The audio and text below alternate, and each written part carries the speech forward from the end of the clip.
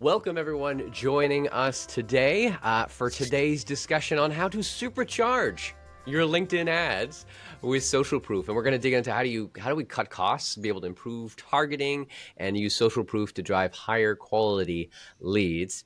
I'm your host for today, Alex Ferguson. I'm founder and head of growth at TerraLeap, turning happy customers into revenue boosting video stories. But I'm very excited to have two incredible experts, actually two of only 55 worldwide certified LinkedIn marketing experts. We've got Anthony Blattner and Tanner Stolte. Anthony is the managing director at Speedwork and is the leading expert in LinkedIn ads for B2B companies with a focus on SaaS and tech. And Tanner is the senior strategist at Linked Selling, specializing in leveraging LinkedIn ads to help B2B companies scale. Welcome, guys. It's good to have you on. Good to be here. Thanks so much for having us. And we're going to dig into really three major areas and topics. The first one is, all right, how do we cut costs and improve targeting? I think that's always a big top of mind struggle. The second is using social proof effectively, and how do we leverage that in a campaign flow, whether it's the cold or retargeting. And then third, we're gonna land on just proven strategies going in for this year. We've seen that these guys have seen, and going into 2025, what you need to be paying attention to. And we do have some exclusive resources from these guys. We've got from LinkedIn Selling a social media executive brief. So basically, what's working, what's the missed opportunities, pitfalls that they're seeing, and paid media plans. If you want access to that, Tanner can get you that. Just drop a comment below and say, "Hey, I want it." And then Anthony from Speedwork, you have your step-by-step guide to thought leadership ads, which are definitely big areas I think people need to be focusing on. Yes. So drop a comment if you want to dig into that. But let's get started. Right off, LinkedIn, great opportunities, but it can cost you a lot if you're not doing it well. So what are some good best practices for reducing your ad spend while making sure you're still reaching the right people, the right decision makers? Anthony, I'll cue you up. What are your first thoughts on this?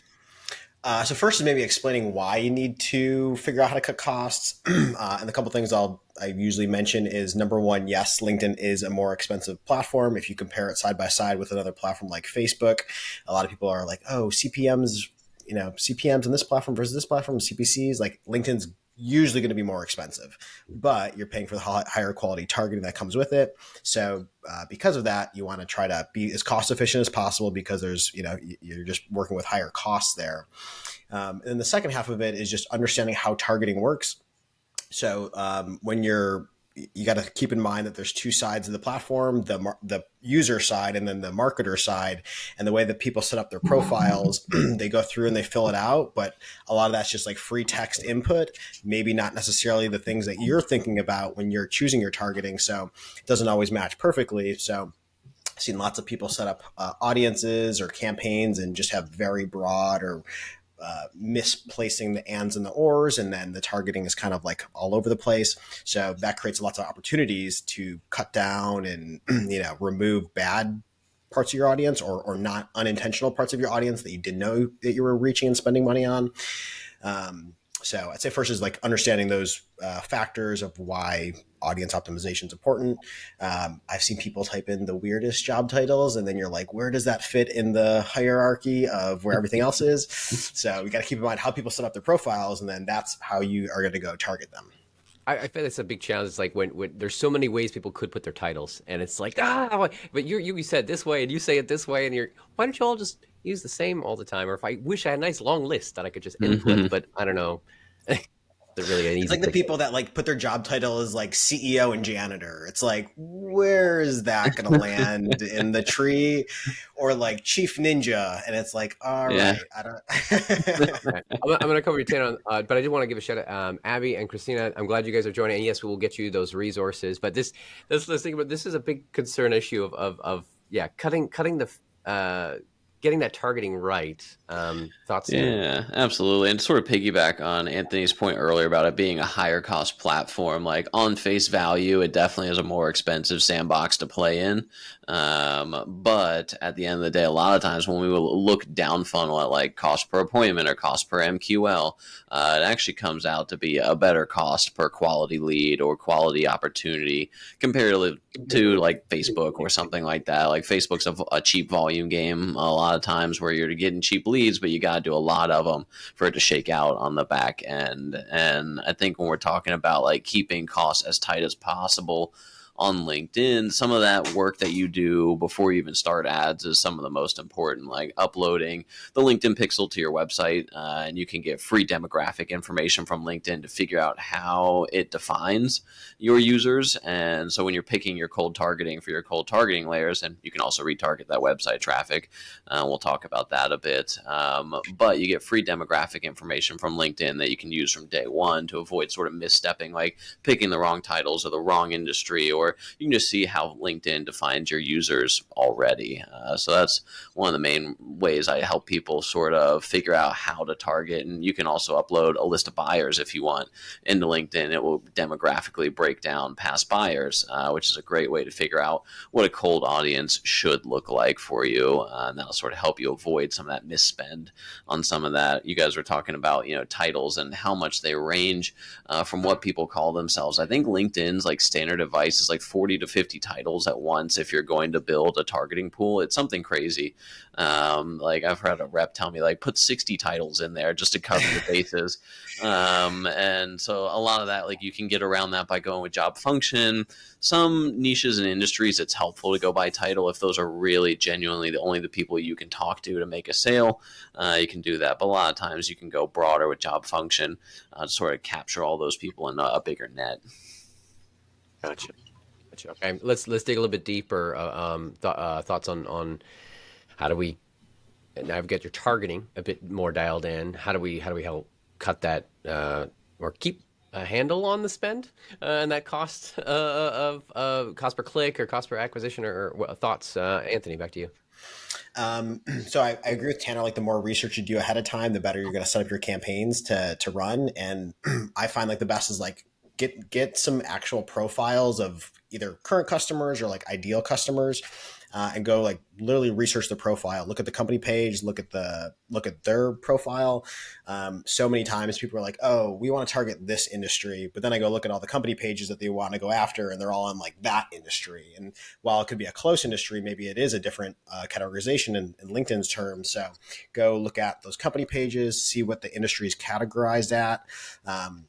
Because it's not going to be perfect to like the official NAICS codes, but it's all based on like how a user sets up their company page. And lots of people don't really know how to set up a company page, so they just select whatever they think is closest, and then that suddenly then you have all these company pages in the wrong industry because it's just they thought that was the right industry. Oh my gosh. So I'd say like that stuff kind of happens all the time.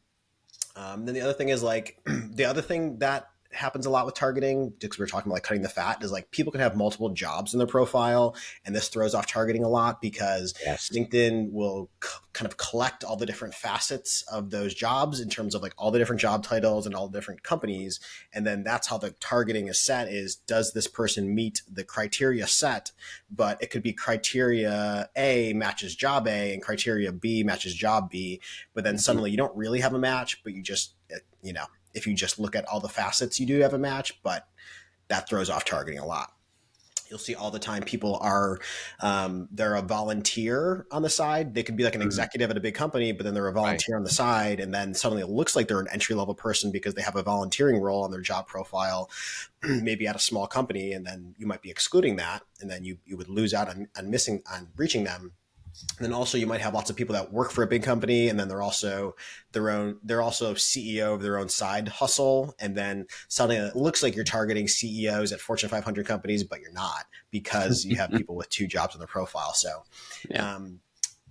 I say at a baseline, it's depending on the size of your audience, it's good practice to exclude the opposites, to cut out as much of that as possible, Mm-hmm. but also knowing you could be cutting out some good people. So kind of just depends on what your goals are as far as like volume versus cost efficiency, and quality efficiency. So I'd say like those throw wrenches into the targeting all the time, is people with multiple jobs and then things Yeah. that they're setting up differently than you expect.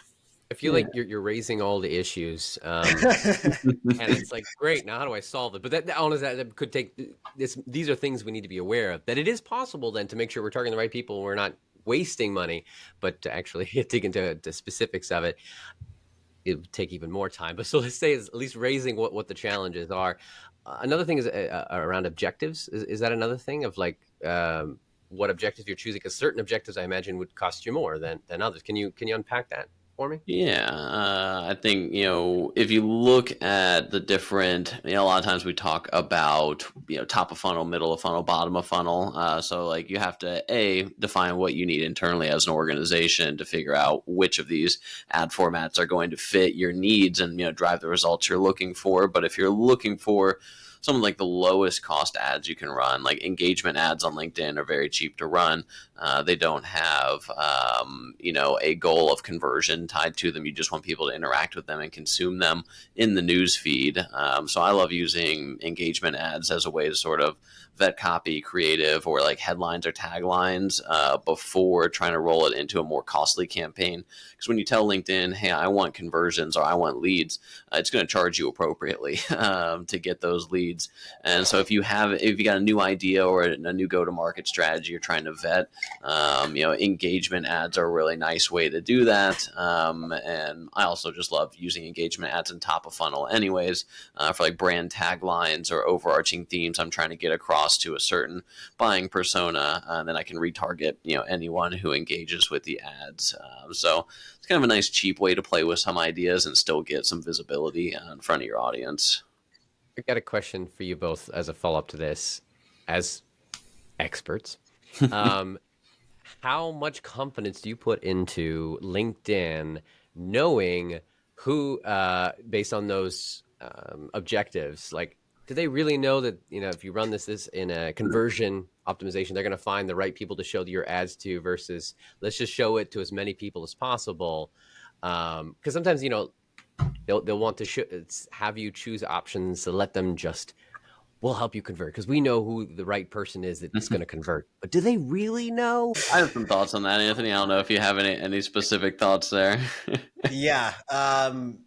My two thoughts are, number one, leave as little as possible up to the algorithm, up to chance, and up to the algorithm as possible. So do take control of your targeting, because I do see lots of people that are used to maybe the Facebook side of things, where Facebook is like, give it a really big audience, let the algorithm find who's that perfect person for you who's going to convert and purchase.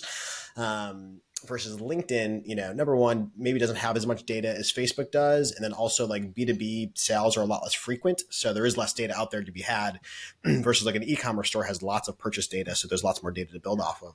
Right. So number one, leave as little of it up to chance as possible. So just set your targeting to what you really want to be targeting and not just everybody. Mm-hmm. And then the other part I'd say is like, is what I think a lot of people don't realize is, yes, using conversions objective is going to charge you more, because there is, the algorithm's trying to find people that are most likely to purchase. So it is going after the most premium traffic. Mm-hmm. I think that's not super clear. And a lot of people don't realize that they are spending a lot more for maybe the same click they could get somewhere else. Yeah, absolutely. Because what it's doing, it's overlaying its own internal data to say, okay, here are the targeting parameters Anthony has put in. And of this pool, how many of these people have converted on something in the past or have a conversion signal? So like those are like the premium sub segment of your targeting pool that it's going to try and serve to first. And Anthony may or may not agree with me. Sometimes the LinkedIn ads, you can get a nice big hit in the beginning when you're doing like lead gen or conversion campaigns, and then it will like taper off after, a couple weeks or a month or what have you. And that's sort of like, you kind of know you've grabbed your low hanging fruit. at that point. But to kind of double back on keeping control of your audience, a lot of times you'll hear the recommendation of like 50K to 500K should be your audience size. And it really depends on who your marketing pool is, who your addressable market truly is. Can you sell 50,000 accounts? Are there really 50,000 people in the US that could buy your product right now? And maybe if you're selling to small business owners, sure, there's way more than that. But if you're in a very niche vertical focus somewhere that only sells to Fortune 500s, you're going to need super small targeting pools. So the more control you keep over LinkedIn, the more you can sort of not say guarantee results, but ensure that it's getting served to the right people. I think there's also an element of like how much you're trying to push, because like the smaller your budget and smaller your goals, then be more tight on your targeting and what you're going to run.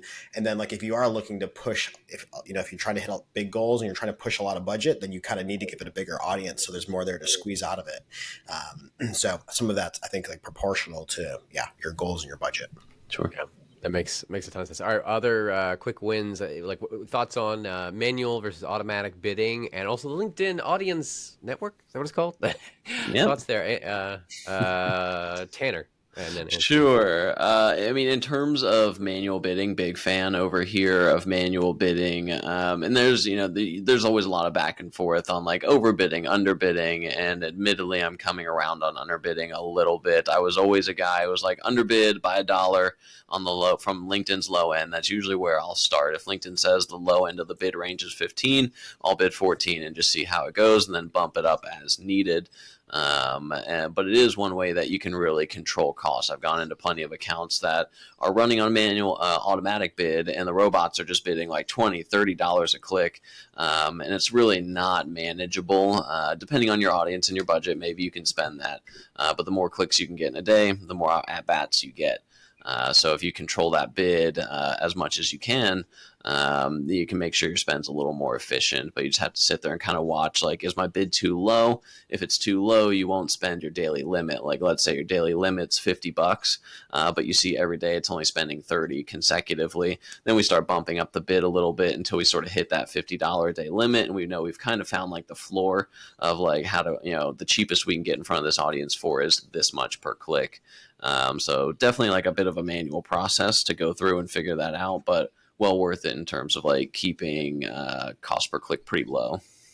Let me repeat that just so I understood. So the way you've got it dialed in is you get $50 a day spend, and you have it lower the manual bid, but you're not spending all 50, so you just slowly keep increasing it till you use the max, and that way okay, we're actually getting enough traction for that bid. Makes sense. Yeah, absolutely. Anthony, I don't know if you agree or disagree with me on that one, but it's sort of how we run it. I agree with Tanner. Fantastic. That's what I like to hear. All right, I'll go back to Anthony. LinkedIn Audience Network.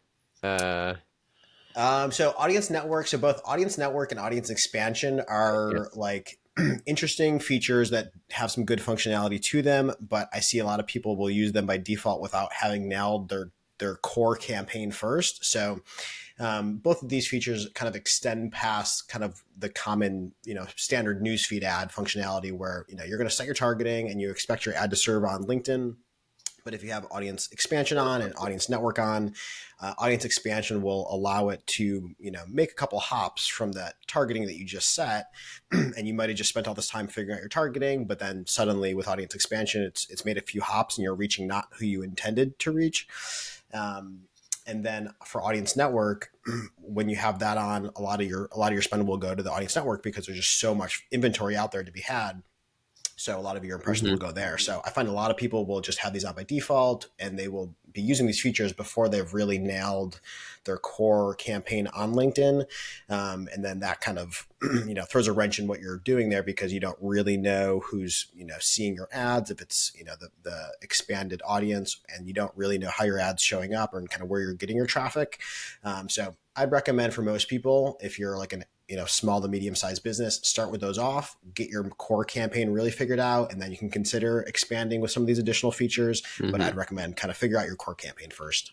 I'd agree with that. And I mean, I'll give two scenarios, one for it, one against it. Typically, I'll say 99% of the time, most people should just leave it off. We had a client come in recently. We ran an audit for them, and like 90% of the spend was sent off platform when their objective was they wanted to be in the newsfeed on the platform and they weren't getting results. And this was like a big, smoking gun. That most of it was being distributed to the audience network. And a scenario I'll give for audience network, because a lot of times everyone just says shut it off, avoid it. But like we have a client who has a very limited geographic range. They can only they're only in one major metro. The audience of addressable targets is like 3,000 or less. Like it's pretty small because there's only so many companies in this geo, and within this geo, in those companies, only 2 or 3 people they can talk to get a sale done. So in that instance, like our distribution on LinkedIn specifically is pretty slim because you have to wait for these people to log in. They're not always on, and we see it hard to spend our dailies. So we will duplicate out a campaign and run it specifically to audience network so we can reach these users in multiple different places, because we're a little restricted on LinkedIn as is in terms of like trying to get our spend out the door. So like there's definitely a time and a place for it. Stay in front of a very limited targeting pool. But majority of the time, it's best just to uncheck that box. I'm going to ask a follow-up question because you raised an idea in my head. I've been looking more into like ABM marketing mentalities of if you have a set target list of companies that you're trying to go after or remarket to for whatever audience, maybe your own customers. I'm wondering if that makes sense then to turn that on because you just want to show up to them everywhere all the time. Sure. Then that might make sense. Yeah, absolutely. And I mean, the clicks are cheap. A lot of times when we run LinkedIn Audience Network, it is pretty cheap traffic, but and you can still see demographic data coming from that traffic, who's clicking, and things like that. So I think it has a time and a place, especially when you have a limited audience or small runway to work with. Cool. All right. LinkedIn definitely overall is a higher cost per click platform. We've definitely established it. We know it. So let's just dig a little bit more into strategies before we go talk about social proof and the content and leveraging it, because my favorite topic. Excited for that. We're going to get to that in just a moment. But thoughts some more on how do you dial in and focus on just this high intent audience?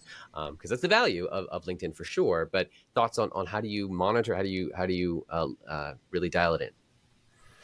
So intense is hard to figure out. So you either have to start with like retargeting audiences, whether, people that have already visited your company page or your website or using that as an intent signal. So if someone's visited your company page or website, that is a level of intent there. They're going to search you out, so you can retarget those people. Otherwise, LinkedIn has some newer interest-based targeting, which is pretty interesting. So it's based on like the different product interests and then different service interests. And a lot of this is tied to the different pages that you could be viewing on LinkedIn and like content you're interacting with on LinkedIn. So if you're going to search out a bunch of web development services and you're visiting a lot of those pages on LinkedIn, that can be a signal to LinkedIn that you're interested in those services. Mm-hmm. So they are rolling out some new features for that, or these are relatively new in the last, couple of years. But yeah, they do have some interest-based targeting to try to get a little bit more close to those intent-based audiences. Otherwise, you have to use like a third-party platform to pull in certain lists for intent, whether it's by person or company. And that's where can be hit or miss. Some of these big platforms, it's kind of black magic on how they figure out intent lists. So test it for yourself, because the challenge is like, say you have a company like IBM that is showing intent for some piece of software. And it's like, well, there's so many people at IBM. Like, how do you know, like, who to then target there? It's sure. Like, was that somebody here in one division, or was it somebody in Europe in another division that was actually interested in what it is? So with the really big companies, it's really hard to narrow down that intent even once you have it. Yeah, absolutely. And I think some of the newer tools, especially with LinkedIn's API, gives you an ability to push some of your own internal data back to LinkedIn to help sort of figure out who has intent. So if you're running email marketing campaigns in your CRM and you want to track email opens and push those back to a LinkedIn audience and target them specifically with ads because you know they've been reading your emails. You can do that. And pretty much these days, any piece of data you want to push back to LinkedIn based on a signal in another system, you can do it via Zapier with a quick little setup. So if you have people in certain deal stages, let's say, you could push that into a LinkedIn audience for remarketing. Or a lot of these CRMs, folks will set up like a score, if you will, like has opened 3 emails, visited the website in the last month, and downloaded a piece of content. So like once they hit that specific score, then you can send them, back to LinkedIn. So you can get creative really with the type of data you send back and the remarketing that you do. And I think LinkedIn's sort of realizing that more and more. And that's why a lot of the events we've been to recently have been so focused on partnership and opening up more opportunities for marketers to import data, not only from like third-party providers, but, their own data as well, to sort of help, with remarketing and attribution in the long run. Nice. Okay, cool. All right. So we've really, I think, dug a lot and talked a lot about how do we cut the fat, how do we cut down the costs and make sure we're targeted well. We've got that taken care of, let's say. Now we're actually creating content. We're trying to attract them. I am a huge fan of social proof. I see the value, but I want to unpack why you guys see the value. Where do you see the value of social proof and case studies and testimonials in LinkedIn ads, and how is the performance you've seen? So I'd say they're important. I'd say, for most brands that are advertising, that aren't a household name, it's when you're first starting to market, it's probably the first time someone's heard about you out there. So it can be a very big jump to get somebody all the way from not knowing who you are to knowing who you are and then getting you to purchase. I think social proof goes a long way on a network like LinkedIn, which is very much about, your network, who you know, what other people are saying, what other people are doing in your industry. So I think social proof fits in very well because, you want to hear what other people in your industry are doing. What tools are they using? What are they having success with? And I think a lot of that lends itself to social proof. So, I think it's very important for a B2B marketing strategy. Yeah, I'd agree. I mean, it comes back to like core marketing principles, whether it's LinkedIn or not. You have to build trust with a prospect at the end of the day. And to Anthony's point, most companies advertising on LinkedIn aren't a Fortune 500 household name that doesn't need to, specifically run testimonials to get new business. But, if you are, an SMB and even, mid-enterprise company, you got to show people that other people trust you, use your service, the experience and outcomes they've had. And I think a lot of the stuff that we see work well is like sort of the before and after, testimonials. I'm a big fan of. So like, before we worked with company A, these were the results we were getting. Then after we worked with company A, we 10x'd our results, or, the friction in this process was removed. Like a lot of outcome-based stuff seems to work really well and help build trust. We're in a trust era, or rather a lack of trust. People are a deficit of trust. Can we put that there out there? And it's like, how do we, starting from a negative, build up that trust? And I appreciate your point, Anthony, of if you're not a Fortune 100, 500, whatever, a household name, this is a big area you're going to have to focus on, of building up that familiarity, that trust, and showing the impact of what other customers have done and what the use case and success they've seen from it. Being able to get that out for you guys, what are some of the ways that you have implemented, whether for your customers or for yourselves or others, the different social proof in campaigns? Yeah, I'll jump in on that there. A lot of times if I'm using social proof, I'm doing it in the bottom of the funnel. So at this point, someone has either, already engaged with the website or another piece of LinkedIn content, and, is warmed up, so to speak. So a lot of times I'll push bottom of funnel only to like retargeting audiences like website traffic, or has engaged or watched video content, whatever it may be. and I'll serve like a mix of different stuff just to see what sticks, because it's never the same for everybody. I'd say, a lot of times the testimonials work. If I can get a testimonial image like square 1200 by 1200 with like the picture of the customer with their name, title, company, and then like the quote above them or something along those lines, or maybe a light motion graphic, like you can load in GIFs now to LinkedIn, where like the testimonial kind of slides in from the side. Those seem to work really well. But we'll also do like what I call like logo smashes, where it's like, here's the companies we have worked with, or trusted by, or as seen on. And you can kind of get creative with those as well, just to show that either your product is used by other large names or other people in that same industry. And social bars are pretty popular on like websites. A lot of times you go to someone's website and it's like the first thing under the header is like as seen on or has worked with. So you can kind of pull that same element into an ad, and then like Canva or something like that. It's real easy to like get that to scroll across the bottom of the image in like a GIF format. So you can kind of have like that same effect you get on the website, but just like pull it into an ad. Yeah, and I think we were talking earlier, and I had mentioned subtle logos, but I like Tanner's logo smash angle. throw them all in there. How many logos can we fit in this image? Let's see.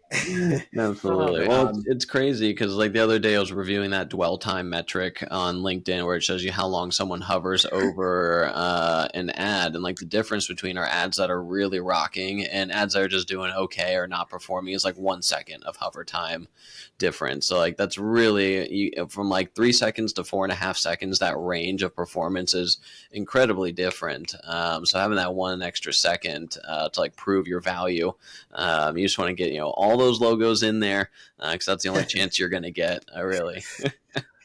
Yeah, that's a great metric to be tracking, dwell time, because like especially with like a testimonial or a quote or something like that, it's like, are people sitting around and actually reading that, or are they just scrolling by? So like that's a great stat, and you can compare now like video ads versus image ads and look at dwell times, like the common metric that they can both have now. So are people watching the video longer, or are they sitting there and reading the image ad longer, and then maybe optimize your ads that way. But by the way, Tanya might be starting something. Abby is watching this. Abby Morrison, she also loves the logo smash. So solid. Hey, another vote for the logo smash. I'll put one extra note too on the testimonial images as well. Like sometimes you can get like a paragraph long testimonial, and to Anthony's point about like readability, that's a little hard to get into like a square image. So you may only need like a section of that, and you kind of want to like test it on mobile just to make sure it's like easily readable as people are scrolling by, and they can ingest that quickly, as opposed to trying to put like the full paragraph in there, because it's hard to read and people just scroll right past it.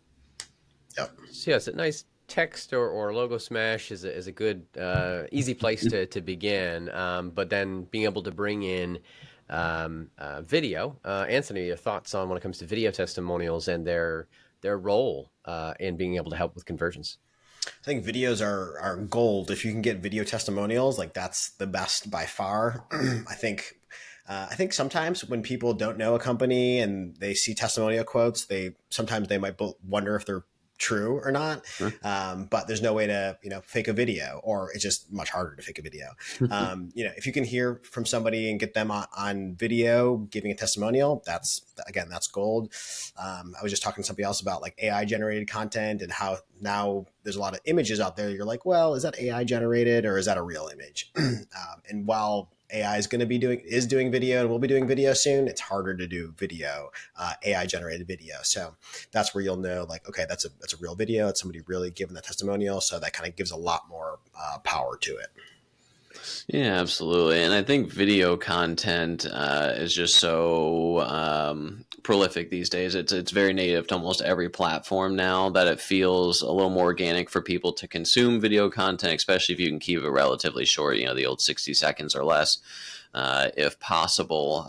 But one of the interesting things you can do with longer format, like I have a SaaS client who has like video testimonials at 3 to 4 minutes a piece.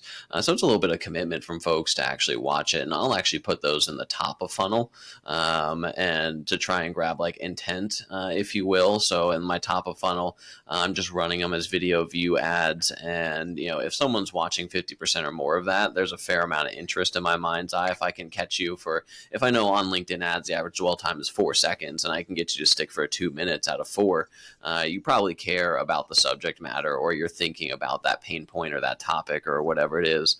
So I can grab those people, put them in a retargeting pool, and try and push them down the line to either, you know, some gated material or direct to offer or whatever else we're doing in the account at the time.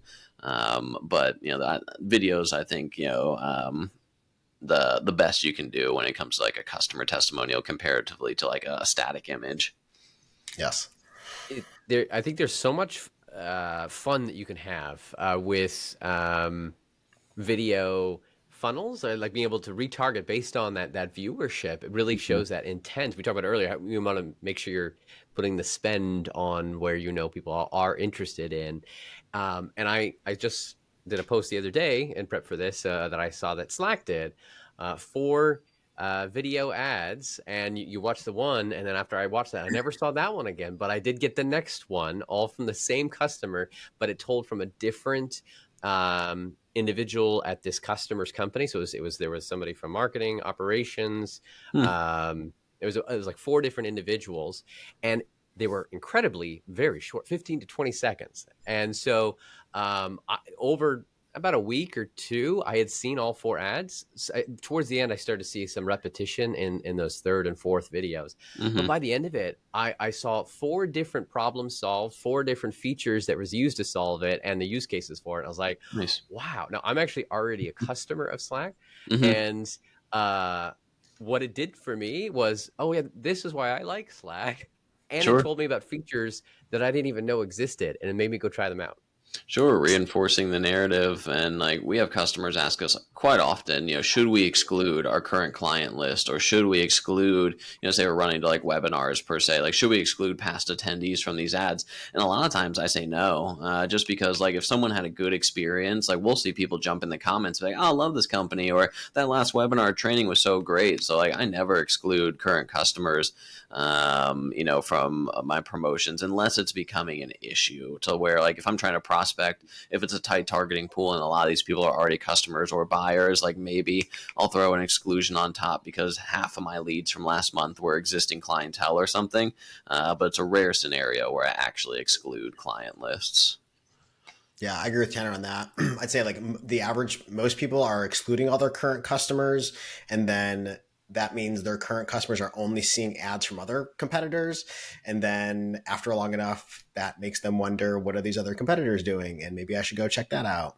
So be mindful that if you're always excluding your current customers, that means your customers are just left seeing your competitors' ads. Absolutely. Lifecycle marketing, or customer marketing. You have to be able to make sure you're staying top of mind for them. They continue to, you don't lose them.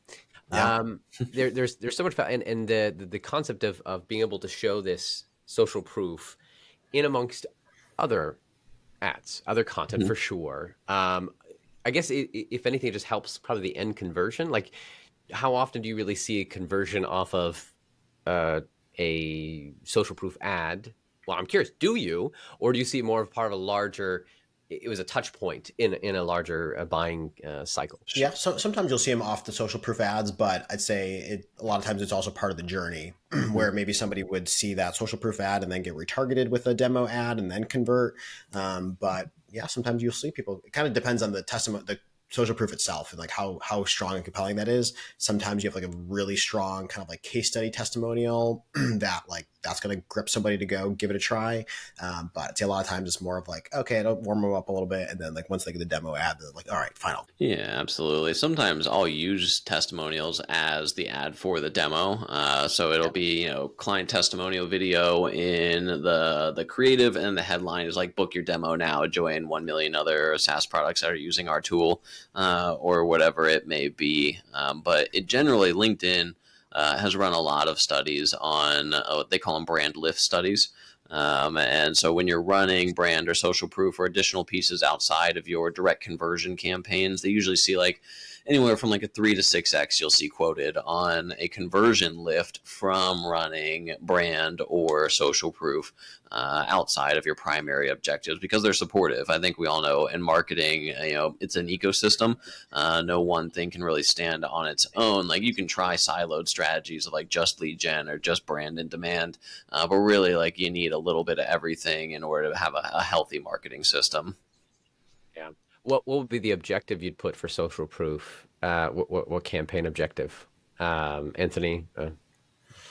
Yeah, it depends how you're using that ad. If you are combining it with the demo offer, then it's probably going to either be website visits or lead gen or maybe conversions. Mm-hmm. But if you're using just more of like a top of funnel type of asset, then maybe it's more like brand awareness or engagement. Absolutely. And if you're using video, you could also test out video view engagement if that's your core metric. You want to get eyes on it. But really, what we're saying is it fits everywhere. Video testimonials work for everything. Yeah. There we go. Yes, yes, please. That is the answer. Video testimonials fit everywhere. And yeah, I appreciate the conversion lift study, that mentality, because it's like often you want to see one piece of content. All right, that's what works, and that's the only thing I need, and it converts everything. But it's really looking at the bigger picture. Yeah, absolutely. And how the social proof is that essential element, it sounds like.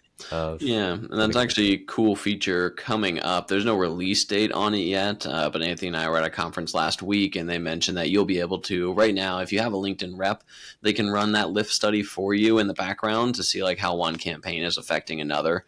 But you have to ask for it. But in the future, it's going to be something you can do on yourself through the campaign manager to sort of prove more value to your other campaigns. And I'm excited to be able to see that more attribution is good, and we'll talk more about attribution in a little bit. But last thoughts before we move on to like just overall proven strategies as we heading into 2025.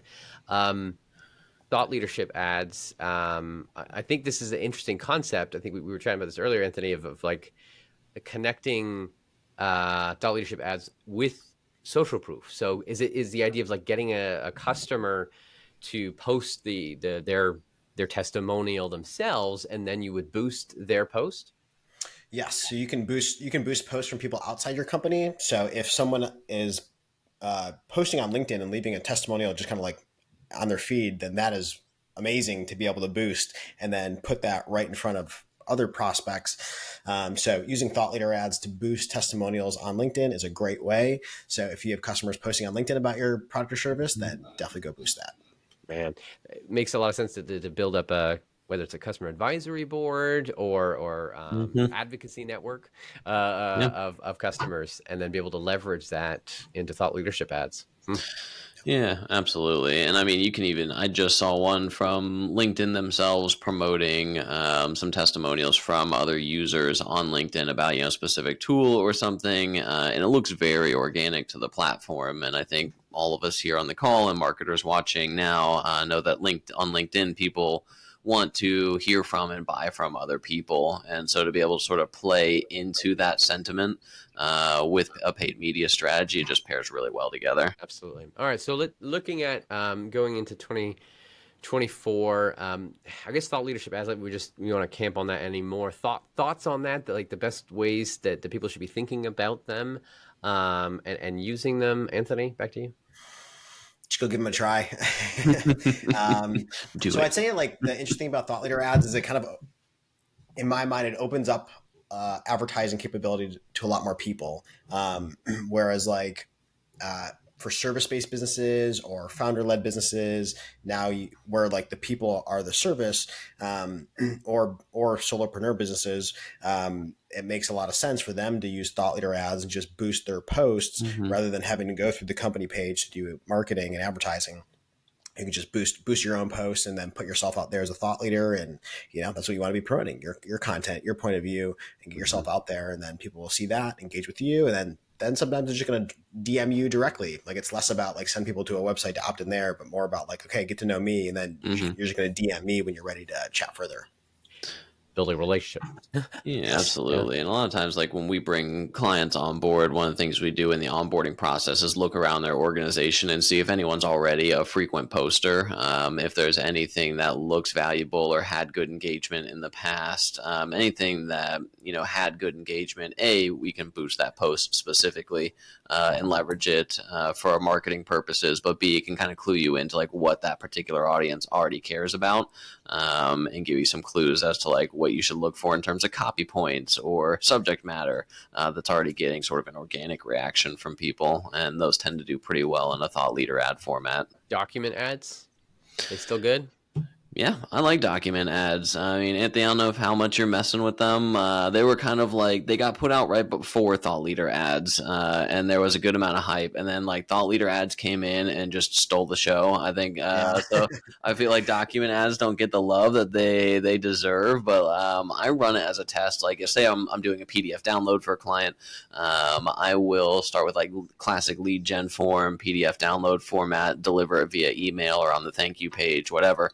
And then I'll flip over and test document ads as well. And you get little, like some preview tiles of the document that you're going to push out there. And a lot of times I see a cheaper cost on document ads. And I think it's that tiled effect that gives you a little more hover time, a couple more clicks. And if you're thinking of it from an algorithm perspective, like it's seeing the hover time increase, it's seeing the couple extra clicks and engagement on the ad. So it pushes it a little more. So still a big fan of document ads. I think they're a little underused.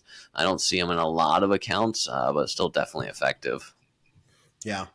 I think it's just like the format itself. It now allows you to convey multiple tiles of information in one ad where, if you have an image ad, you just have that much space to convey whatever it is you want to convey, versus a document ad. Now you can fit multiple tiles of information there. So it just allows for more info. So I like to use them for cases of like, okay, swipe to learn more. Maybe we're going to talk about all the different features that this product has, or maybe you fit multiple testimonials in there, swipe through to see how these different case studies or see different testimonials from customers. So I think as a format, like it's great to be able to put more info in there. I will say, number one, just as more people use them on the platform, like you can see they're pretty popular on the organic side of things. So people are used to engaging with them. And then if you think about like Instagram, like they're all over, well, not document ads, but like, the format of like swiping through like multiple images. Yeah. Everyone's used to that. So everyone's used to doing that. So it's very common. People are used to it. Users are used to it. So, put the information out there, let them engage with it. I will say like the thing to be careful of is like, if you're on a mobile phone, it's almost like too easy to swipe sometimes. So don't let the crazy high engagement rates fool you. Like it is, watch your dwell time and stuff like that. But, they do usually get very high engagement rates, which can open up some benefits of you can bid lower, get better quality scores, but also don't go all in on just the engagement rate because some of it might be like accidental swipes. Sure. I did not know that. that false alarm. And if you're on your mobile phone, it's almost hard. Like if you get one in your feed, it's almost hard to like not swipe a little bit on it. Now but that also makes it like if you are really trying to build a retargeting audience, like that's also a very low barrier entry way. If you really want to build a retargeting audience, of course, it's a very low intent retargeting audience. But if you're just looking to get people started through a method like that, you can do it. That could work. Interesting. Okay, the new company engagement section. Let's talk about that for a second. That's fairly new, right? It's like brand new, yeah. Just came out like a couple weeks ago. Yeah, what are your thoughts on it? How do you use it? What's the purpose of it? What should we be thinking about it? Yeah, I mean, previously you could see some engagement by company, like sifting through the demographics report, but it was a little limited in a sense. So now they've given it its own dedicated area in the account manager. I don't know if it's at 100% rollout right now. It's pretty close. It's in almost all my accounts now. I think I have one or two that still don't have it, but it's almost there. But essentially it just gives you like more depth on which companies are engaging, how much content they've touched, and engagement rates inside. And they're also going to be rolling out some additional metrics. So like if multiple people at a company engage with content, it will sort of surface that data up for you, so you can see how much engagement is happening within a particular company. And what I would do with like the company engagement list previously, and will still continue to do, is I'll send it to like our sales team or our SDR teams and say like, hey, these companies have seen the ads and been clicking them quite a bit. Like, do you have anyone in your ABM list right now that matches up with these companies? And they can say, oh yeah, prospect A, B, and C work at this company, this company, and this company. So there's a high percentage chance like they're pretty brand familiar at this point. So if you want to prioritize someone to dial or reach out to, maybe start with these guys because they're already consuming our materials, or there's a good chance that they are. LinkedIn won't tell me exactly who clicked the ads, go figure, but it's a helpful resource just to give a little bit of extra advantage to your ABM or your sales team. Anywhere you can get an edge, you'll take it. Yeah, I'll echo that to say anybody that's running a demand gen strategy or running an ABM strategy, you're going to love the new company engagement report. So go check that. It's exciting to see the new stuff. Predictive audience, and I just saw a notation about this thought before. Just thoughts on that? Yeah, there was lookalike audiences that LinkedIn had for a while, and no one really enjoyed them, to be frank. They weren't very good, and it was like that when they would populate an audience, it'd be very small.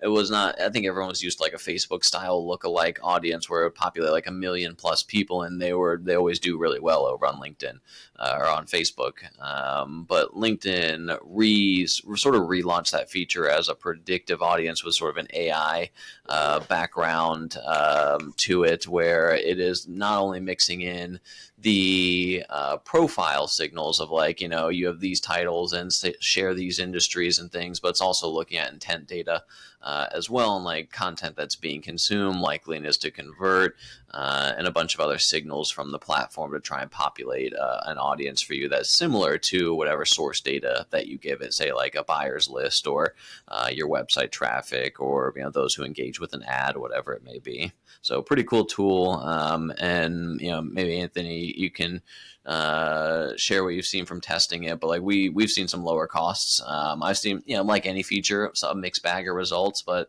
I have seen some lower costs here and there, using a predictive list over, a standard cold target list. Yeah. Yeah. I'll echo that and say, some of the things to think about is as we were talking with like audience expansion, it's, you might spend a lot of time on your targeting. And then if you turn audience expansion on, then the algorithm's going to make a couple of hops to find similar people, but they might be outside of what you originally intended. So just kind of be aware of that. If you're going to use predictive audiences, is you're relying on the algorithm to find similar people. So it could be outside your ICP. So that said, sometimes they're best used overlaying on top of your ICP. So kind of combining predictive and your ICP to use it as a way to get closer to the sweet spot. So, while you have your ICP targeting, and then maybe you have a predictive of customers or qualified leads or something like that, that then allows you to focus your campaign on ideally what's like the sweet spot or the people closest to your customers, but still fits ICP. So I think, thinking about lookalikes and predictive, if you just use that, then, you might be reaching people outside of who you intend. But if you combine ICP targeting and predictive, then you're going more closer to the sweet spot. Interesting. Okay. I feel like it's in some ways it's always a moving target about how do we dial in, how do we use these new things. And sometimes Tanner, when you were saying earlier that they just changed the name to the predictive audiences, this too, I'm like, so just they gave it a new slap and put it on. It's the same. Got to rebrand. Definitely got to rebrand.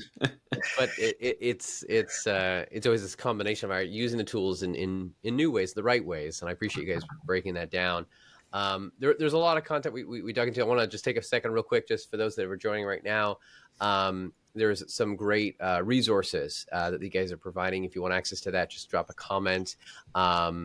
We've got a social media executive brief that Tanner has. It's really their research brief on paid media plans, what's working, missed opportunities, pitfalls. Just drop a comment if you want to link to that. They'll get up with you with that. And also Anthony has their step-by-step guide to thought leadership ads, thought leader ads. Is it thought leader or thought leadership? I don't know. I kept saying leadership, but it's just thought leader, isn't it? Thought leader. Thought leader. Let me get the right naming here.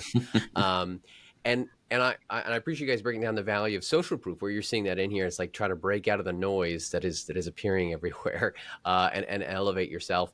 Obviously, you have to have said social proof, and video is. I love you guys that you see the value in it, but getting it is often a challenge.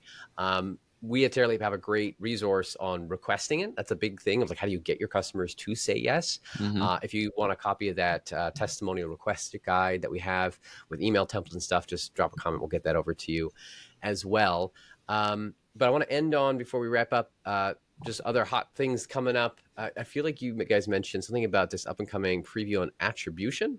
I may have mentioned it earlier, but what is this? You guys just went to an event the other week. Yeah, we were up at the LinkedIn New York office last week, sort of getting the rundown at their independent agency event on some of the new stuff coming out to LinkedIn. And a lot of the future focus is on attribution, because as you imagine, as an advertising platform, they want more people to advertise, spend more, spend longer, stay on the platform as much as possible, and the big portion of that is proving value. What are your ads driving? Not just direct conversions, but what's the more holistic effect that we were talking about? So a lot of these new attribution tools are going to solve or answer some of those questions. And I may not be remembering all of them. Anthony could probably jump in, but I think one of the cool ones, they were going to have like deal level filtering at some point. So you'll be able to push back active deals from your CRM into the system and filter down in your campaign manager to what ads those deals came from. So that you're not just watching, front end leads, but you're also watching back end sales. And you can kind of engineer that now a little bit, but it's a bit limited. So it's going to be a lot easier in the future. Yeah, we got a sneak peek at all the secret new features coming soon, and we can't talk about all of them, but that is one. They're coming out with more in the attribution and measurement space, and that's like the number one challenge for a lot of B2B marketers. So yeah, as Tanner said, more drill down level into seeing into the raw report and seeing like the actual deals listed there. And yeah, I'm just excited for them to continue expanding that feature set. It'll be interesting, as we always need to show this money that I spent on this ad drove revenue, drove business. Oh, that dollar in, dollar out. Dollar in, dollar out. The more that we can do that, the better. Well, thank you guys again for joining us. Anthony, where can folks learn more about you, and just anything you want to share about Speedwork? So I spend a lot of time on LinkedIn, so feel free to find me on LinkedIn. I'm the only Anthony Blattner there, and feel free to DM me. I try to post lots of tips and tricks about LinkedIn ads, so follow me, follow those. Otherwise, we have a podcast, LinkedIn Ads Radio, but if you have any questions, feel free to DM me on LinkedIn. Awesome. And Tanner, you want to give a shout out for LinkedIn linked selling, and how folks can find out more about you? I too am also on LinkedIn quite a bit, posting frequently tips and tricks. So if you see Anthony's content, you'll probably see me commenting on Anthony's content. I am also the only Tanner Stolte on the platform as well. So feel free to look me up, send me a connection request, resources out to them as well. You can either connect through Alexander here, or just shoot me a DM. I'm happy to drop you the links directly. But yeah, that's probably the best way to reach out. And I'll just, for a shameless plug, we'll audit any account for free at any time if you have any questions about LinkedIn ads specifically. I love shameless plugs. I mean, they're the best. Anthony, you didn't give a shameless plug. Do you want to give a shameless plug here? All right, Tanner's doing audits. I'll do marketing plans. So we'll nice. put together a marketing plan for you. If you're not currently advertising and you want to, we'll put together a free marketing plan to help you get started. There we go. There's always folks that want to just do it themselves and figure it out. That's fine. You can work through that. But if you want to help actually just give it to someone and build out and execute, I think these guys are good ones to reach out to. And if you need help actually getting the video testimonials of your customers captured so that these guys can put them into beautiful ads and make you money, come talk to us at TerraLeap. We'd love to help you. Thanks again for joining us today, and we'll talk to you again